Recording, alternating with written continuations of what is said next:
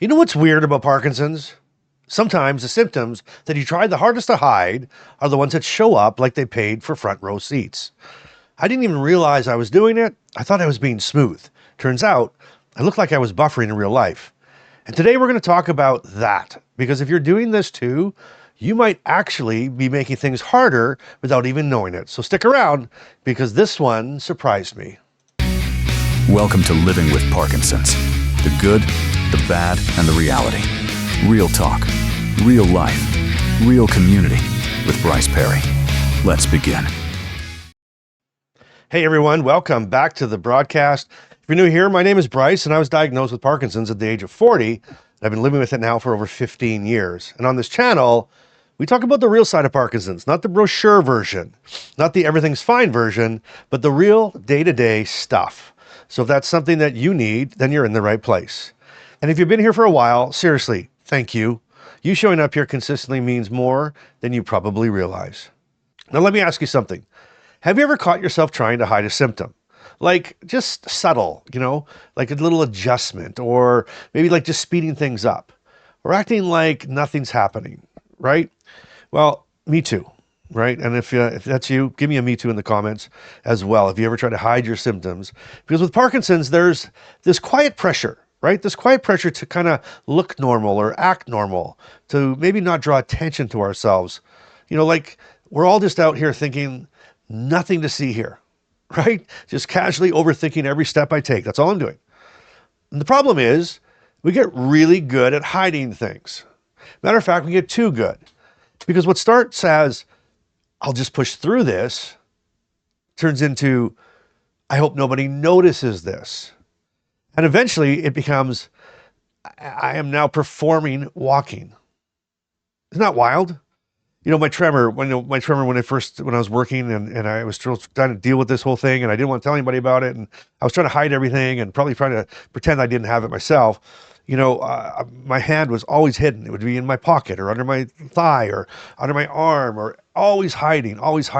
And today, 15 years later, 16 years later, whatever it might be, there's still days I find myself doing, like, I'll be just doing something like, oh, I wonder why I'm like, oh, look at I'm holding my hand, hiding my hand because I don't care anymore, right?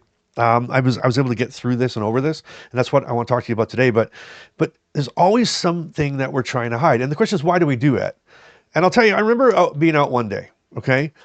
And I could feel it starting. That stiffness, that hesitation, that delay where your brain says, go, and your body says, give me a second, I'm reviewing that request, right? Right? And at that moment, I had a choice. Slow down, adjust, take my time, or pretend I was totally fine. And of course, you know what I picked. Of course I chose option C. Walk faster and hope confidence fixes everything. Spoiler alert, confidence does not fix Parkinson's.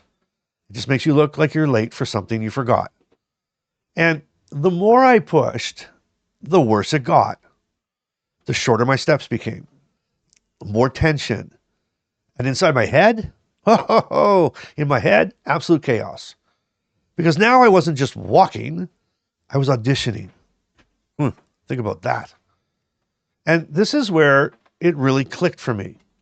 Like one of those moments where you stop and you go, hey, wait just a second. Those moments. With Parkinson's, hiding the symptom was making the symptoms worse. And I remember thinking, why didn't anybody tell me that? Like seriously, there should be a manual with this thing, shouldn't there? It's been around long enough. Page 1, stop pretending you're fine. It's not helping. Okay, listen, quick pause here just for a second. If you're watching this and you're thinking, okay, yeah, that's me, then hit subscribe. And not because I've got everything figured out, but trust me, I really, really don't. Half the time I'm just figuring this out in real time, out loud and on camera. But if that helps you feel a little less alone, then it's completely worth it. It's free to do, and it signals to YouTube and everybody else that this is something worth watching. It gets it out to more people with Parkinson's. Okay, so, and I really appreciate that, and I thank you for that so much. So listen, back to the story. I had to try something different. Okay, so I slowed down. I stopped trying to look normal. I let myself move the way I needed to move. And I'll be honest, it felt really weird. Like really, really weird. Because it felt like I was drawing attention to myself. But here's what actually happened. Things got easier. Not perfect, but easier. Because I wasn't fighting myself anymore. And that's a huge moment when you get there, when you stop fighting yourself. And this is the part that nobody talks about. It's not physical, it's mental. Because there's this voice in your head saying, do I look okay? Are they noticing? Should I speed up? And meanwhile, your legs are saying like, we'd prefer a team meeting before making any sudden decisions. And that voice, it can make everything worse. It really can. And, this next part, this one hit me a little differently. It really did. But before we get there, it's time for Carmen's Care Partner Corner. And here's what my wife, Carmen, wrote for me to read to you today.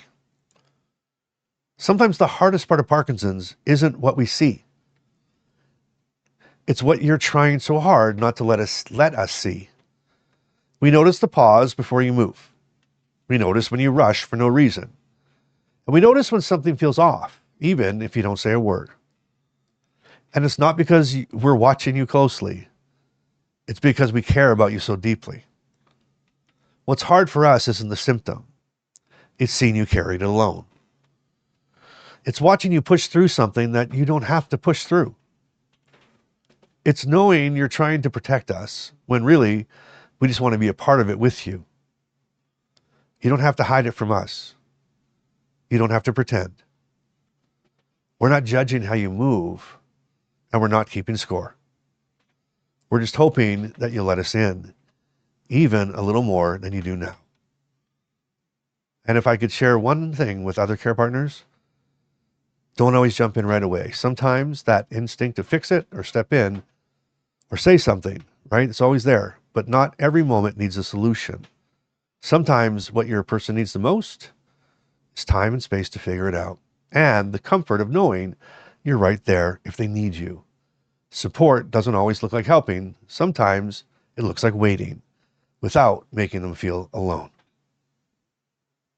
Wow, thank you, Carmen. Whew, that was awesome. Well, I'll be honest, that one hit me because in my head, I think I'm protecting her.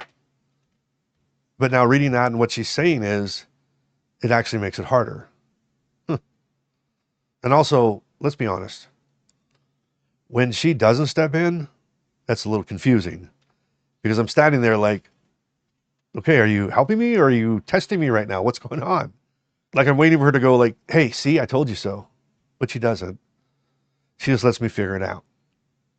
And that actually helps more than jumping in. So I get it. There you go. So here's something to try. Next time you feel the urge to push through, I want you to pause. I want you to take a breath. And I want you to ask yourself this question. Am I helping myself or am I fighting myself? And if the answer is fighting, then give yourself permission to stop. Reset and go again. You have to let yourself do it. And I want to hear from you on this one, okay? Do you ever catch yourself trying to hide symptoms in public? Or pushing through when you know you probably shouldn't? Drop it in the comments. And if this at home, just comment, hashtag that's me. Hashtag that's me. Because I read every single one. And if you see someone describe exactly what you're feeling, then why don't you reply to them, right? That's how this becomes more than just videos. Now, I've got a Bryce-ism for you in just a second, but I want to give you a welcome. Okay, I've been trying so hard to come up with some trackers, and whatnot. And I spent a lot of time, and I promised the community for a long time that I'd have some good trackers for you. Track your meds, track your, it was really just tracking your meds. And I can be a bit of a perfectionist. And so I finished it finally, but I made it all part of something that I think is super cool and which I believe is going to be the first of its kind in the world. And it's a global Parkinson club. And the only ones invited are those with Parkinsons and their care partners. So it's called the club, And inside that club, there's community. There is trackers, man. There's med trackers, symptom trackers, sleep trackers, meal trackers, all with AI built right in, with symptoms and patterns that'll help you solve your patterns. It'll start looking at what you're recording and giving you advice along the way. There is also an AI Parkinson's coach on there just for you. You can ask it questions. It can guide you along the way.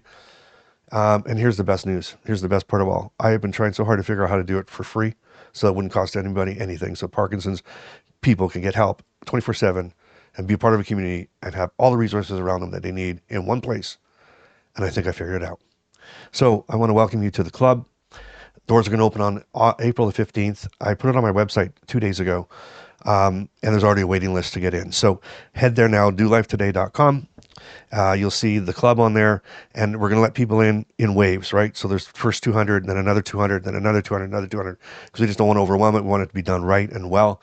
But it is going to be your destination place for everything you need, everything Parkinson's, and I'm so excited for it. I'm humbled by it, to be honest with you. I'm overwhelmed by it because I think it's so needed. It's everything I needed when I got diagnosed. So you find community. There is peer-to-peer mentorship on there, so you can find mentors. There's coaching, everything, all for nothing. Free membership for care partners and for people with Parkinson's. And let me tell you this: the only people allowed in the club are people that have Parkinson's or are care partners. So go there now. Get on that list, please. Get on that list. Don't be late. The sooner you get in, the sooner we can start hanging out. Okay? Completely free. So again, dolifetoday.com. Get on that waiting list. Get into a wave. And it's going to be awesome, man. It opens up on April 15th. So I'm excited for it. I hope you are too. And if you're ready for it, here's your Bryce-ism of the day. With Parkinson's, the more you try to hide it, the more it shows up anyway. So you might as well stop fighting it and start working with it. There you are. And if this helped you, please hit that like button and share this with somebody who needs it. And if you're just quietly watching, I see you. I really do. You don't have to stay quiet forever. Just know that you're not alone. And whatever you do, I want you to keep showing up. I want you to keep being real. And I want you to keep doing life today. I love you, and I'll see you on the next episode. Parkinson's may be part of your life, but it doesn't get to define it. Thanks for listening to Living with Parkinson's, the good, the bad, and the reality. If this episode moved you, helped you, or reminded you you're not alone, share it with someone who needs to hear it. Want to go deeper? The Inner Circle is waiting. Monthly Zoom calls, 24/7 community, and a direct line to Bryce. You'll find the link in the show notes. Until next time, keep showing up and keep doing life today.